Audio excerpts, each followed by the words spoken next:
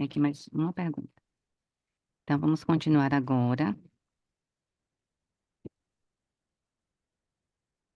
Bom, a próxima apresentação é a minha. Vou aqui selecionar o arquivo.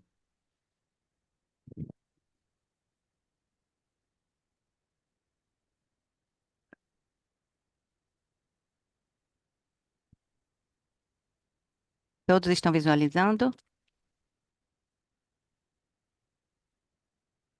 Positivo. Obrigada. Então, vamos lá. Então, hoje eu vou trazer uma reflexão, uma sensibilização e também a compreensão melhor acerca da leitura e do neurodesenvolvimento, essa relação que é tão importante na intervenção precoce em neuropsicopedagogia. Vou aqui encolher. Deixa eu tirar aqui o.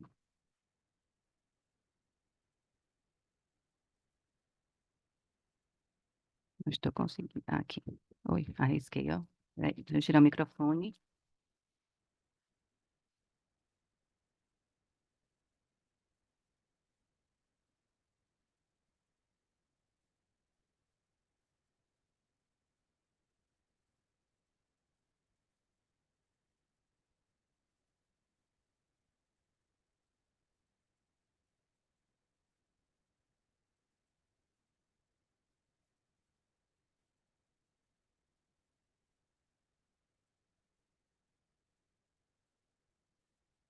Novamente. Vou fazer novamente, porque eu tenho que recolher isso aqui primeiro, a apresentação. Tá vendo? Agora eu que estou com um problema técnico.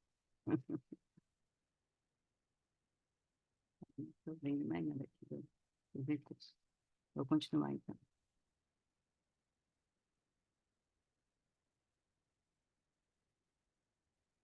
Vou ver aqui.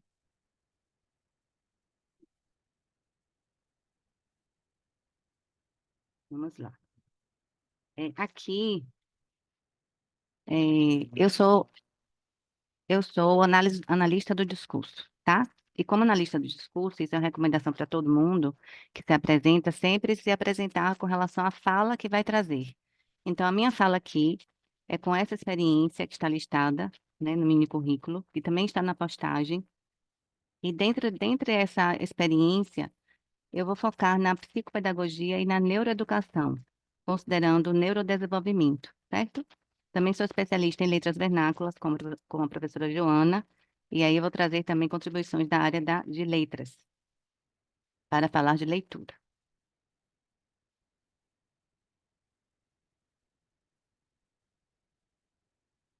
Então, nosso tema é leitura e neurodesenvolvimento, a importância da intervenção precoce em neuropsicopedagogia.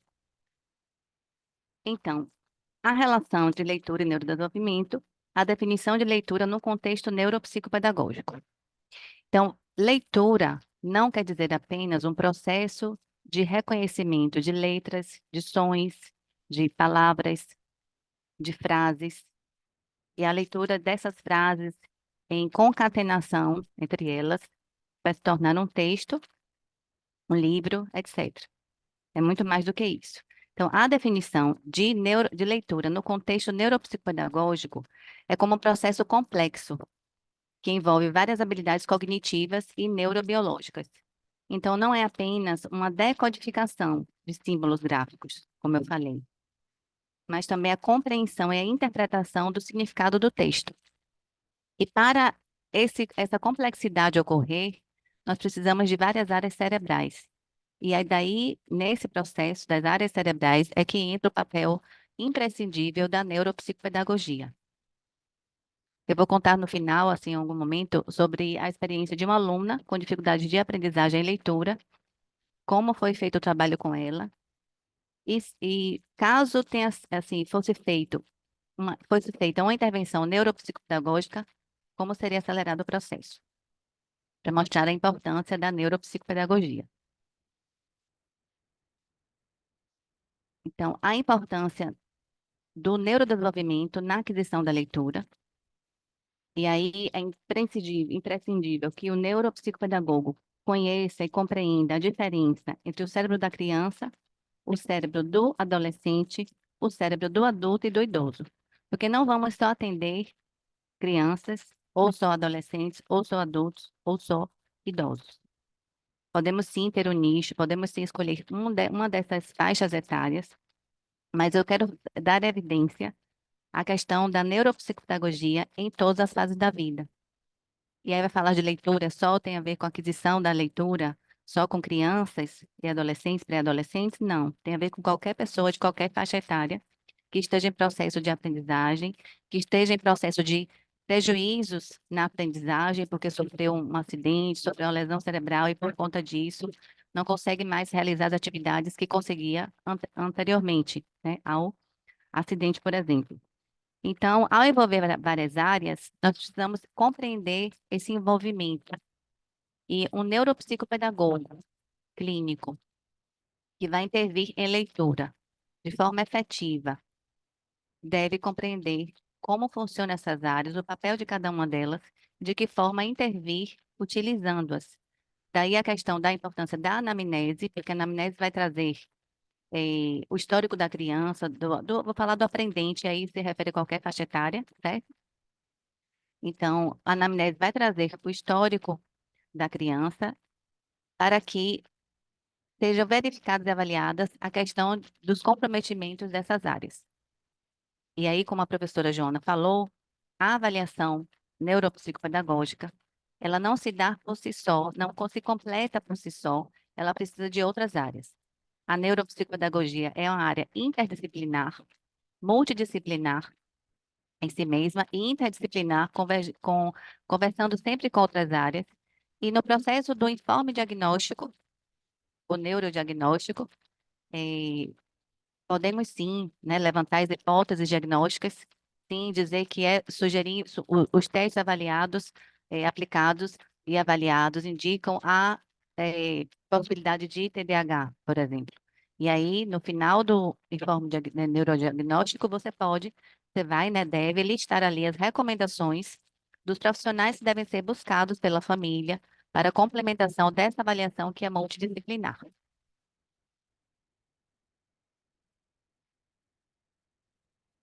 Dentre os fundamentos neuropsicológicos, nós iremos compreender como o cérebro processa a leitura. Por isso que nossa pós-graduação na Faculdade Algamente, aí eu falo dela porque o meu papel aqui, além de palestrante, é divulgar a pós-graduação da Faculdade Algamente, que é uma pós-graduação em neuropsicopedagogia clínica. Então, essa pós-graduação nossa, ela tem 15 disciplinas, das quais 10 são de abordagem neuropsicológica, juntamente com o curso de neuropsicologia, e 5 disciplinas específicas da neuropsicopedagogia. Então, por que que a nossa pós tem esse olhar? Por conta dos fundamentos neuropsicológicos que todo neuropsicopedagogo precisa ter. E aí, dentre as áreas envolvidas na leitura, existem várias áreas, e aí eu vou citar algumas delas, só de forma simplificada e uma forma de exemplificar e de forma reduzida, porque eu não vou ter tempo agora de detalhar todas elas, requeriria um tempo maior. E aí eu não trouxe mais específicas, porque iria detalhar bastante. E aí nós temos, por exemplo, o córtex visual primário, que fica localizado no lobo occipital, que é nessa região aqui atrás do pescoço, aqui, né, em cima do pescoço. Então, essa região é o ponto de entrada inicial dos estímulos que nós recebemos, que vão fazer com que nós façamos o processo visual, processamento visual. Então, primeiro, essas áreas primárias recebem os estímulos, que irão para áreas secundárias, para serem processadas, e então para as áreas terciárias, em que vão ter, de fato, um significado. A leitura precisa dessa área occipital bem desenvolvida. A área occipital, ela é a primeira área que amadurece em nosso cérebro, né? O nosso cérebro ele se desenvolve e ele vai amadurecendo do occipital até o pré-frontal, e ao chegar ao amadurecimento do pré-frontal, já estamos aí com cerca de 24, 25 anos, ou seja, já adultos, eh, pelo menos os estudos indicam isso, com o cérebro totalmente desenvolvido. É quando o pré-frontal está totalmente amadurecido e nós podemos ter a potencialização das nossas funções executivas, com controle inibitório, flexibilidade cognitiva, memória de trabalho, etc., todas elas bem desenvolvidas, amadurecidas, podendo ter, de fato, ações do potencial de um adulto em alta performance. Então, a leitura, ela começa a ser trabalhada na fase da infância, quando a criança ainda não tem todas essas áreas amadurecidas. Por isso que nós fazemos a preparação, que se chama prontidão da leitura, na educação infantil. Uma criança que tem um bom desenvolvimento na educação infantil, ou seja, de preparação dessa prontidão de leitura, ela vai ter facilidade de leitura, de sua aquisição e desenvolvimento de leitura no ensino fundamental 1 e por aí vai, ou seja, no ensino fundamental 2, ensino médio e na vida adulta, no ensino superior, na educação corporativa, etc. E além do córtex visual primário, nós temos o giro fusiforme esquerdo, que é uma parte interna do nosso cérebro. Ele fica ele vai trabalhar a área visual de forma de palavras e permite o reconhecimento rápido e automático das palavras escritas. Então, quando já batemos o olho e automaticamente já lemos com velocidade, é porque essa parte está bem estruturada, né? Bem amadurecida, o giro fusiforme esquerdo. E isso requer treinamento. Tudo é treinamento. Nós somos aprendizes contínuos. A aprendizagem é um processo neural e tudo aquilo que nós aprendemos até agora é porque nós fomos treinados por pessoas, por livros, por experiências, por atividades, através do contato com outras pessoas, por cursos, etc. São diversos treinamentos. Quando o treinamento não favorece o aprendizado, é porque houve ali algum prejuízo, algum estímulo inadequado para aquela pessoa. E aí vamos considerar pessoas típicas e pessoas atípicas. Nós vamos nos deparar no consultório com a neuropsicopedagogia, tanto com crianças, pessoas, né, com pessoas típicas quanto com pessoas atípicas. E muitas vezes essas pessoas atípicas estão sem diagnóstico. E um dos nossos papéis é iniciar esse processo de investigação para recomendar os próximos profissionais e fazer o trabalho interventivo que tem a ver com o trabalho do neuropsicopedagogo. Cada profissional vai fazer a sua intervenção. Os diagnósticos, eles são multidisciplinares e são clínicos. Por isso que o TDAH não pode ser diagnosticado apenas por um profissional, mas por um grupo de profissionais, cada um avaliando certos aspectos do TDAH, até porque o TDAH ele tem vertentes, ele tem a questão do misto, do combinado, que é a hiperatividade com atenção, ou voltado mais para a atenção, ou voltado mais para a hiperatividade. E o TDAH pode estar sendo acompanhado por comorbidades, ou pode ser a comorbidade de outra especificidade. Por exemplo, a pessoa pode ter autismo e ter o TDAH como comorbidade. Por isso, a necessidade de uma avaliação multidisciplinar. E aí os pais me perguntam, começo por onde? A avaliação do meu filho. A depender do que ele relata, eu vou encaminhar diretamente para o neuropediatra, ou ele vai começar a avaliação psicopedagógica, se, por exemplo, as questões da aprendizagem estão muito latentes, podem fazer dois trabalhos de investigação, como o neuropediatra e o neuropsicopedagogo, por exemplo, enquanto essa avaliação está sendo feita para verem outros profissionais que vão entrar nesse grupo de avaliação. No processo, alguns profissionais dão alta ao aprendente, porque já fizeram o trabalho que deveriam, e agora vão ficar mais sendo reforçados aquelas demandas mais latentes atualmente para o aprendente, dentro da sua rotina, para que fique uma rotina saudável, o mais saudável possível, para que ele tenha uma vida com qualidade. A área de Broca, né, alguns vão falar de Broca, é uma área que está relacionada com a linguagem também, associada à produção da fala. Então, os primeiros estudos, quando estudamos a história da neuropsicologia, verificamos que a área de Broca foi uma área lá estudada por Broca, que está relacionada com a afasia, né, com prejuízos na linguagem. Também nós temos o córtex pré-motor, que envolve a coordenação motora, aspectos fonológicos, a integração da leitura com o planejamento motor, como ler em voz alta. Então, quando uma pessoa tem dificuldade em ler em voz alta, pode ser que essa área não esteja sendo estimulada adequadamente, ou não tenha sido estimulada adequadamente. para que haja a adequada articulação e que se faça a produção da leitura em voz alta. A área de Wernicke, né, que é no lobo temporal esquerdo, nessa região aqui, próxima à orelha. É fundamental para a compreensão da linguagem falada e escrita e processa o significado das palavras e frases. É, quando a área de Wernicke é lesionada, também há prejuízos diversos. E podemos ter a relação de área de Broca e área de Wernicke lesionadas, trazendo prejuízos diversos, inclusive a adultos, a idosos. Quando há, por exemplo, a lesão relacionada a uma demência ou algo de outra ordem. E existem outras áreas, como o lobo parietal inferior, que inclui o giro angular e o giro supramarginal, essenciais para a integração de informações sensoriais e linguísticas, como a correspondência entre a visão e os sons da palavra. Então, a pessoa vê, relaciona, né, essa palavra, os sons dela, e pronuncia a palavra. É preciso dessa área bem desenvolvida. E o córtex pré-frontal, que é o córtex que vai fazer com que as nossas funções executivas estejam altamente potencializadas e tenham ali todo o domínio da leitura, no sentido, inclusive, de tomar decisões, de planejar como vai fazer a leitura, planejamento daquilo que ele quer atingir. A leitura é para quê? A leitura é de coleta de informações, vai ser feita de um jeito. A leitura é uma leitura de compreensão do assunto, já é outra forma de execução da leitura. Então, quem nos permite essas decisões de leitura, de como se posicionar frente a uma leitura, é o córtex pré-frontal. O desenvolvimento neurológico e suas implicações para a leitura, cada vez mais que vamos nos desenvolvendo, temos maior capacidade de aprofundamento, né, desenvolvimento e aprofundamento da leitura. Então, nós começamos do despertamento à expansão da leitura no nosso processo de desenvolvimento durante a vida.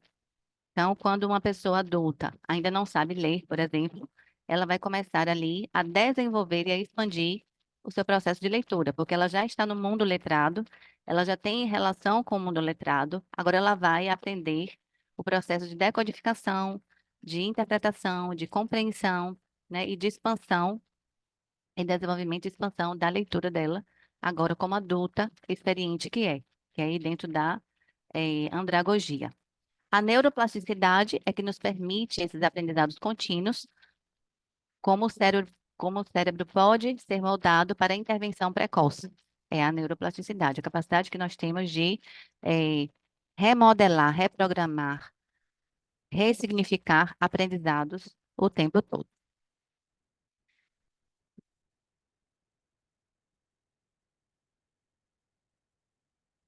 Dentre os fatores que influenciam o desenvolvimento da leitura, existem aspectos cognitivos, linguísticos e ambientais. Os cognitivos nós já vimos relacionados a essas áreas específicas que eu falei, entre outras, porque essas áreas trabalham de forma específica, mas também de forma conjunta. Os aspectos linguísticos que têm a ver com o aprendizado mesmo da língua, da gramática, que vai sendo aprendida de forma internalizada, a partir da socialização. E quando estamos na aprendizagem, na escola, né? Através da aprendizagem sistemática, é que vamos aprendendo a parte linguística como forma de conteúdo que vai sendo eh, sensibilizado, desenvolvido e expandido a cada série nova que vamos adentrando nos segmentos escolares. E os aspectos ambientais. Então, a criança que vive num ambiente letrado, num ambiente que lhe favorece diversas experiências, por exemplo, ir ao teatro, ir ao cinema, ir ao parque, estar com outras crianças se desenvolvendo, a feiras, a supermercados, etc., vai fazer com que ela tenha aspectos ambientais influenciando de forma positiva.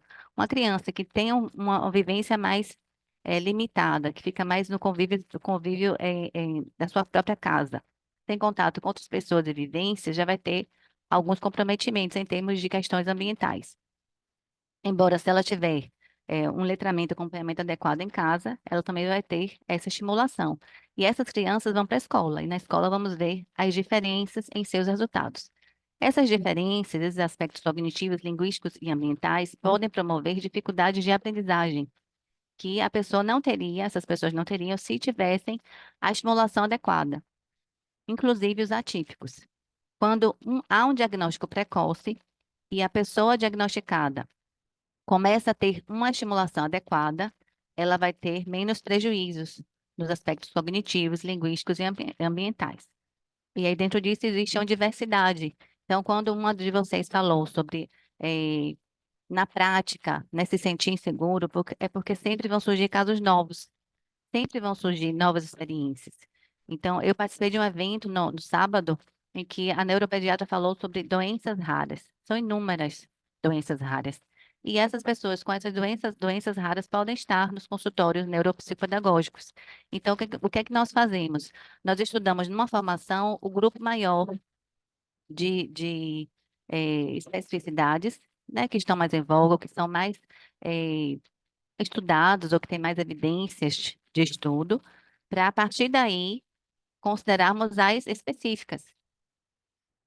É assim que ocorre. Então, por exemplo, você pode estar atendendo como neuropsicopedagoga e nunca ter tido acesso a uma pessoa com síndrome de Down, como atendente em que você vai avaliar como neuropsicopedagoga. E aí é o momento de você rever os seus estudos, as suas experiências anteriores, ter a supervisão de um profissional já com experiência, para fazer o seu trabalho bem, e assim você vai adquirindo experiência e sabendo como seguir os próximos pacientes que tiverem a mesma síndrome.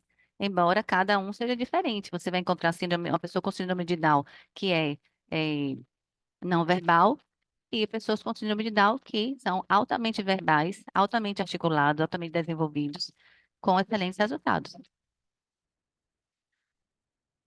O desenvolvimento da linguagem e sua relação com a leitura, né? Como nós vimos, a leitura, ela envolve várias áreas. E a linguagem é o meio pelo qual nós nos comunicamos. A linguagem entre a linguagem verbal e a não verbal, que vai sendo adquirida desde sempre, desde quando vamos nos desenvolvendo e tendo o primeiro processo de aprendizagem que se chama protoaprendizagem, que é a relação da criança com a mãe. É ali que a linguagem começa a se desenvolver.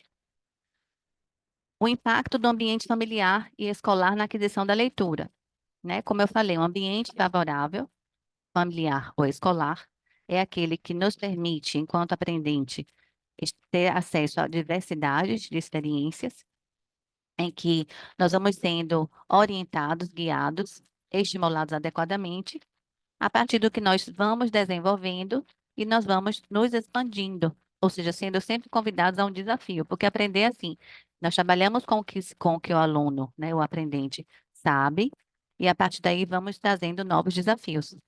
E aí, a partir disso, na intervenção, vamos ver as lacunas, as dificuldades, os obstáculos, os bloqueios, e cada um em sua área vai fazer a intervenção adequada daquele aprendente nos aspectos que ele trouxe como fragilidades. O papel dos estímulos cognitivos no desenvolvimento da leitura. Então, quando nós falamos de cognitivo, e aí nós estudamos na neuropsicopedagogia, os processos psicológicos básicos. Então, a linguagem é um deles. Então, funções cognitivas, em que estão as funções executivas, além de linguagem, percepção, memória, atenção, entre outras. A cognição, ela deve ser estimulada de forma adequada. Então, o papel dos estímulos cognitivos no desenvolvimento da leitura é potencializar a leitura. Então, a criança que tem a atenção desenvolvida vai tender a ter facilidade na leitura. Uma criança que tem desatenção vai tender a ter dificuldades na leitura. E aí, falando de atenção agora como exemplo, o neuropsicopedagogo vai fazer a estimulação da atenção enquanto processo cognitivo para que ela tenha melhores resultados. Um exemplo, simplesmente.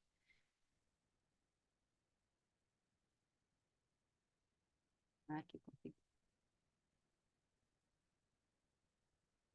Com relação às dificuldades na aquisição da leitura, ainda. É importante a identificação precoce de problemas na leitura.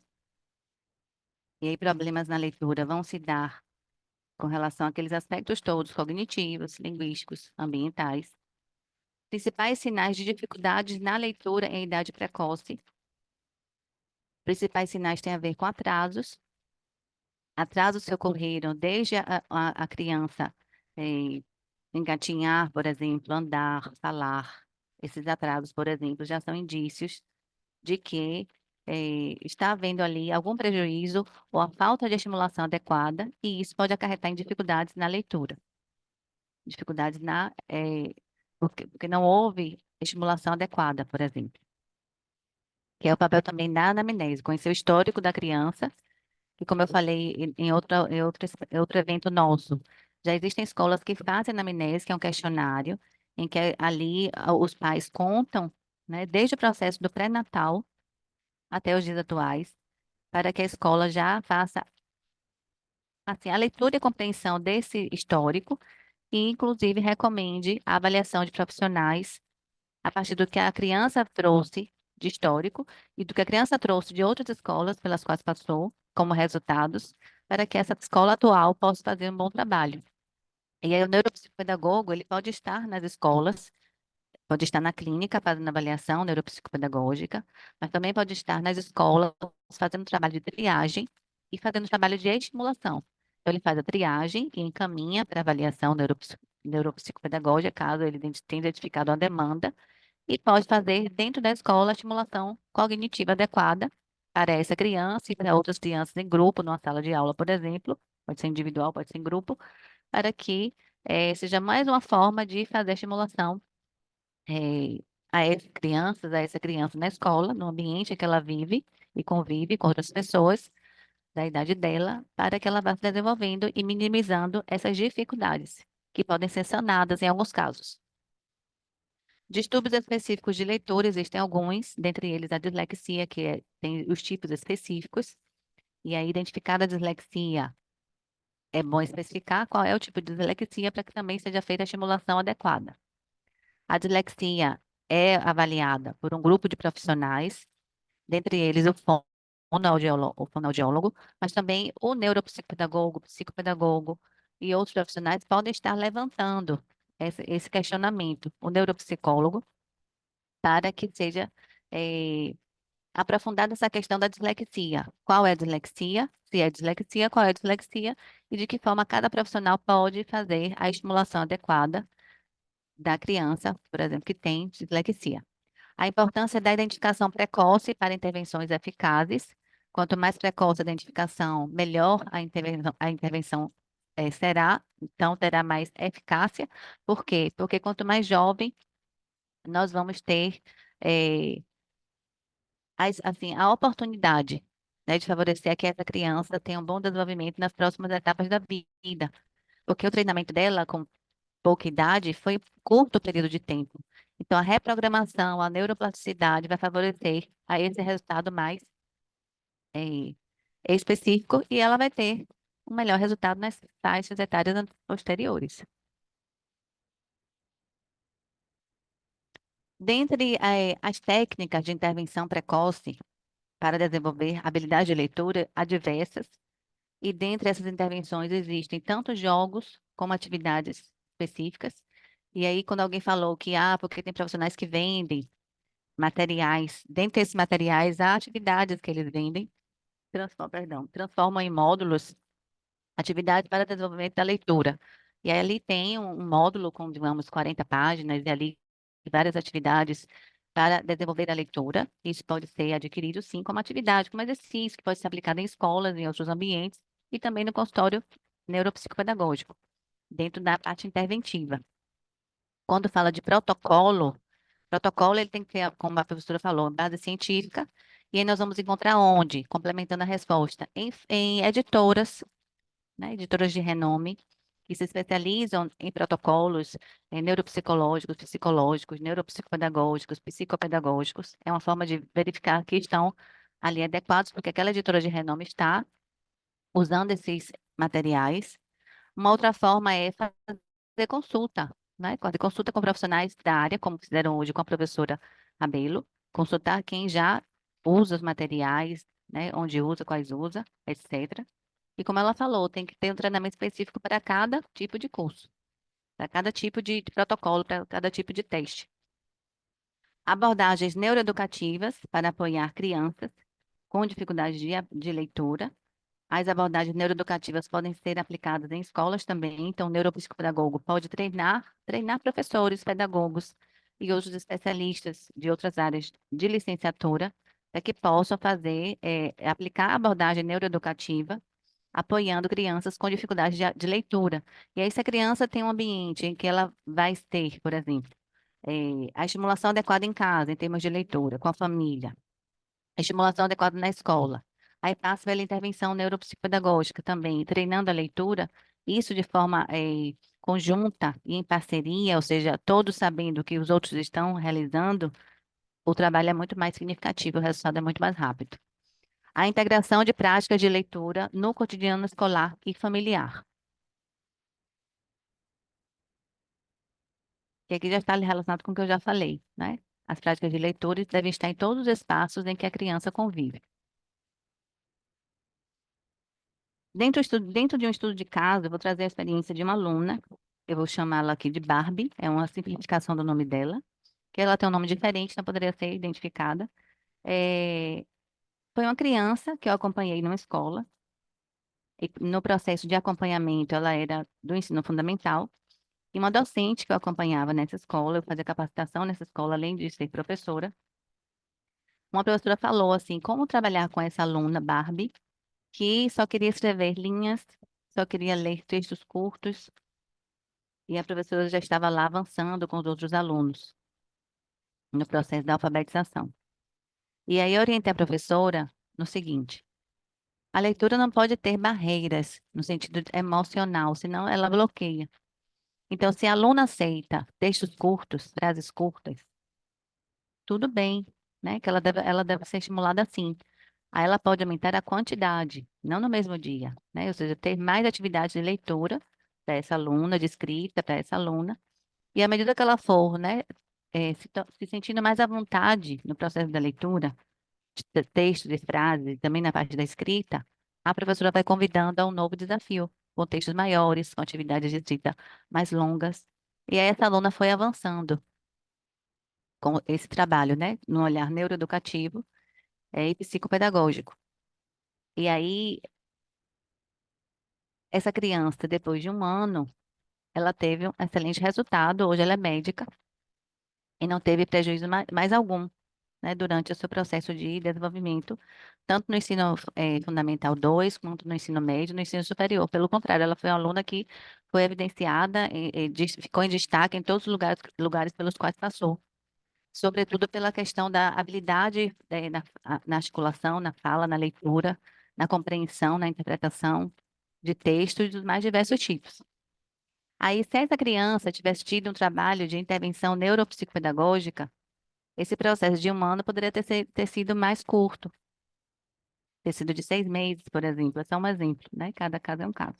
Não quer dizer que um ano foi ruim, mas quer dizer que com o trabalho neuropsicopedagógico, ela teria avançado mais rapidamente, por conta da estimulação adequada e mais de um espaço, que no caso foi só na escola, né? Nas aulas de leitura, língua portuguesa e leitura, na alfabetização. A descrição do processo de intervenção e resultados obtidos. Então, como foi dito, dentro do processo da intervenção neuropsicopedagógica, nós vamos fazer um planejamento, um plano interventivo específico para cada pessoa, os típicos e os atípicos, e esse plano interventivo tem relação com o estado atual do aprendente, o que é que ele consegue, o que é que ele atingiu, o que é que ele já adquiriu até agora de aprendizagem em termos de leitura. Aí esse plano é elaborado com os objetivos e com prazos. E à medida que ela vai sendo estimulada no processo interventivo, ela vai tendo outros resultados, esses resultados vão sendo computados, e a partir daí esse plano vai sendo refeito, complementado, já com novos desafios, etapas já que já foram desenvolvidas são descartadas, você sai do plano, e agora as etapas já conquistadas vão ser indiretamente cobradas e avaliadas nas próximas etapas interventivas. A reflexão sobre os desafios e as conquistas do processo. Então, cada nova conquista devem ser refletidas, considerando inclusive o que foi bom, o que não foi bom, o que pode ser ajustado, o que não combinou com aquele aprendente, para que possamos tirar da metodologia, porque nós temos que considerar a modalidade de aprendizagem do aprendente, para que essas etapas interventivas sejam, sim, de valor para ela, né? Sejam estimulantes para ela. Vou admitir aqui.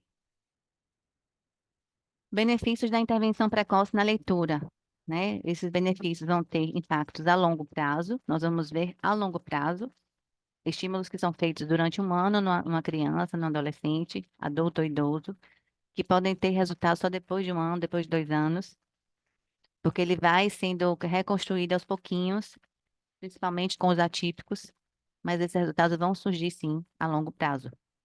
No caso daquela aluna que eu falei que é Barbie, que não tinha nenhuma especificidade atípica, o resultado seria muito mais rápido se ela tivesse um trabalho interventivo, neuropsicopedagógico, por exemplo, ou de outros profissionais. E por que não teve? Porque na época não se percebeu essa necessidade, a família não buscou, né? E a escola considerou que ali, como ela estava se desenvolvendo, já era o significativo.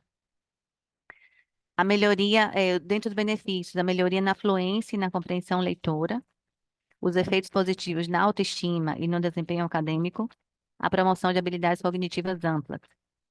Ainda vemos que em Salvador e em outras regiões, a neuropsicopedagogia ainda não está assim nos diversos espaços, assim como a psicologia não está, e a psicologia é bem mais antiga, né? Por exemplo. O que eu quero dizer com isso é que nós devemos nos espalhar nesses espaços, atingir essas diversas áreas, as diversas instituições, e podemos estar em empresas, instituições diversas, como ONGs, creches, e creche, por exemplo, seria adequadíssimo como intervenção precoce, fazendo triagem, né? E um trabalho de estimulação cognitiva adequada com esses efeitos aí, que são no mínimo esses efeitos. Melhoria da fluência, compreensão leitora, efeitos positivos na autoestima e no desempenho acadêmico, a promoção de habilidades cognitivas amplas, ou seja, habilidades cognitivas de cunho superior, ou seja, mais desenvolvidas, que requerem já um amadurecimento maior de áreas cerebrais. E aí, quando nós vamos ver ali com adolescentes, jovens, os resultados dessa estimulação adequada. Desafios e soluções, né, superando os obstáculos na implementação da intervenção precoce. Vamos ter dificuldades no processo, dificuldades com a escola que não aceita o trabalho interventivo, a busca do profissional para conhecer a escola, o espaço em que a criança convive, por exemplo, dificuldades enfrentadas pelos educadores por falta de recursos ou de capacitação específica para trabalhar de forma neuroeducativa, dificuldade dos pais para acessar o neuropsicopedagogo, por exemplo, é uma das dificuldades. Estratégias para otimizar a colaboração de todos os envolvidos na educação do aprendente. Então, em cada espaço que estivermos, faz parte do nosso trabalho fazer essa parceria, buscando otimizar a colaboração de todos, mostrando a cada um dos profissionais que estão envolvidos com o processo educacional, o processo de aprendizagem de uma criança, de um aprendente, que todos têm um papel importante nessa estimulação adequada. Desde uma fala positiva a um ganho que foi mínimo para aquele aprendente, a técnicas mais avançadas. E para usar técnicas mais avançadas, precisamos nos treinar, nos capacitar cada vez mais, considerando as demandas do nosso aprendente. Nós vamos buscar aquilo que o nosso aprendente precisa, e não os aprendentes em geral, tá? É por demanda.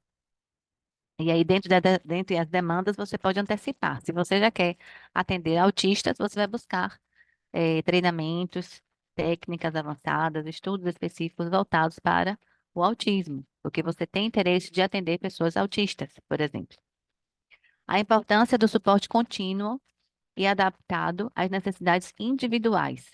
Então, suporte contínuo do aluno, do aprendente, né? Qual é o suporte que ele necessita de forma contínua e que adaptações devem ser feitas para que ele tenha um bom desenvolvimento. Adaptações na escola, adaptações no consultório clínico conosco, adaptações nos ambientes em que ele estiver, considerando que ambientes são adequados para que ele tenha uma boa socialização, né? Que a socialização não seja barreira para ele, com as suas condições atuais, que podem ser remodeladas, modificadas, desenvolvidas, expandidas cada vez mais com novas experiências que ele vai aprendendo, adquirindo e tendo como capacitação. E aí, como considerações finais, só recapitular, né, a importância da intervenção precoce na leitura, Quanto mais precoce essa intervenção, melhor. E aqui tem um papel dos neuropsicopedagogos, capacitando pedagogos que estão lá na educação infantil, né, trabalhando com as prontidões da aprendizagem. É um trabalho muito bom, muito significativo. É uma forma de trabalhar essa intervenção precoce, que não precisa estar ligada a um diagnóstico específico, porque, inclusive, essa estimulação adequada vai evidenciar que, mesmo com a estimulação adequada, aquele aluno, aqueles alunos não estão conseguindo ter um bom resultado. O que será? E aí sim já indica a necessidade de uma avaliação específica. Sugestões práticas para implementação em contextos educativos. As sugestões que eu dou agora, assim, de formas gerais, é diversidade de experiências, diversidade de estímulos, considerando as demandas e as especificidades de cada aprendente, considerando ali por grupo, a faixa etária, as necessidades dele, o ambiente que ele vive, o território, quais são os problemas, quais são os contextos sociais que estão influenciando esse ambiente, essas crianças, os pais, os familiares, e aí sim, para ficar coerente com o que ele vive e coerente, inclusive, como algo diversificado daquilo que ele vive, como uma oportunidade de pensar e ter acesso a coisas melhores, diferentes e novas formas de aprender e ser. O encorajamento à prática de leitura e intervenção precoce no desenvolvimento infantil, e não só no ensino fundamental. Então, muitas vezes se espera que no primeiro ano do ensino fundamental a criança já leia. Não quer dizer que todas as crianças vão ler, e não conseguem ler com todas, no primeiro ano do ensino fundamental. Algumas vão ultrapassar essa série. E aí, quando me perguntam, é, é problemático com 8 anos não estar lendo? Não é que seja problemático. Dentro do processo natural, se uma criança tem uma boa preparação na educação infantil, é natural que ela tenha já, no primeiro ano do ensino fundamental, no segundo ano ali, já tenha a alfabetização sido completada. Caso não tenha sido, vamos verificar o que é que está acontecendo. E antes disso, já. Então, já podemos, já na educação infantil, identificar se há alguma demanda. No primeiro ano, já identificar e não passar, deixar que os anos passem, sem estimulação adequada. As escolas esperam o diagnóstico, mas não precisam esperar somente. Elas podem esperar, mas enquanto esperam, elas identificam quais são as dificuldades e começam a estimular de forma específica. Inclusive, também avaliar de forma específica, considerando que o aluno atingiu até agora, e é por conta disso que ele atingiu agora que eu vou avaliá-lo, e não avaliá-lo como se fosse, eh, como condição de todos os outros alunos, como receita de bolo, a prova igual para todos. Não precisa ser assim. Pode ser adaptada até que esse diagnóstico venha e que se confirme e que de fato essa criança tenha um plano preventivo adequado. Porque o plano preventivo pode ser, inclusive, antes de diagnóstico. Basta que haja na escola uma equipe multiprofissional, inclusive com um neuropsicopedagogo, para começar a construir esse plano preventivo, de forma a estimular adequadamente, considerando as lacunas desse aprendente, e enquanto esse diagnóstico não vem, quando o diagnóstico vier, pronto, vamos fazer agora um novo ajuste com aquilo que foi orientado, inclusive pelo profissional que deu o diagnóstico, o profissional e os profissionais com suas avaliações específicas. O encorajamento à prática de leitura e a intervenção precoce no desenvolvimento infantil, que eu já falei, tá? Ou seja, desde a educação infantil, não só no ensino fundamental. E aí, faltou falar que até os 10 anos, a criança não aprendeu a ler até os 10 anos, tudo bem. Aos 10 anos conseguiu? Ok. Passou dos 10 já é algo bem é, assim, latente de que está com algum prejuízo é, que não foi identificado até então. Então, a gente não espera completar 10 anos. A gente já começa na educação infantil. Na educação infantil já dá para identificar muitas coisas e fazer as avaliações diagnósticas adequadas, inclusive de forma leve, e não de forma corrida, já com 10 anos, com 12 anos, prestes ali a ter um resultado muito ruim e comprometer a autoestima e outras tantas questões do pré-adolescente e adolescente que vão prejudicá-los na sua vida atual e na sua vida contínua. A gente não espera. A gente é como se fosse assim, de forma simples. Quando estamos com a dor de cabeça, tomamos um medicamento, mas se essa dor de cabeça se repete mais um dia, 2 dias, nós temos que ir ao médico, não é isso? Para identificar o que é, porque não é natural que tenhamos dor de cabeça, por exemplo, 2, 3 vezes por semana. Tem algo aí acontecendo e temos logo que investigar o que é.